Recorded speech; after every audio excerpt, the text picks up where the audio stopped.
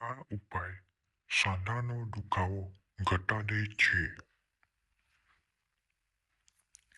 સિંધવ નમક નાખીને સ્નાન ફાયદાકારક.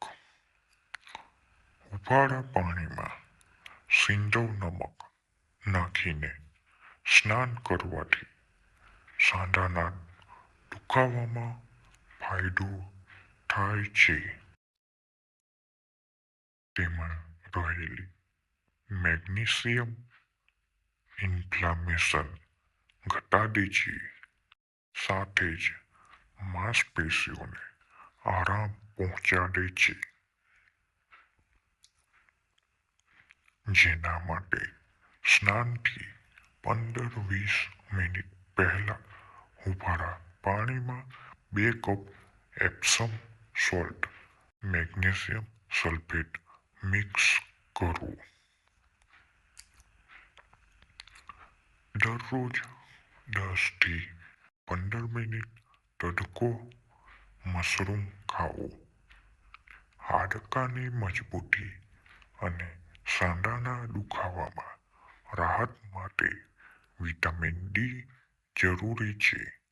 શિયાળામાં તડકાના અભાવને લીધે વિટામિન ડીનું સ્તર ઘટી શકે છે.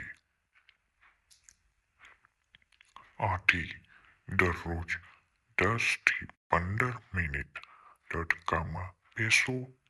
આ ઉપરાંત મશરૂમ પણ વિટામિન ડીનો સારો સ્ત્રોત છે. ડૉક્ટરની સલાહ મુજબ અન્ય સપ્લિમેન્ટ પણ લઈ શકો છો.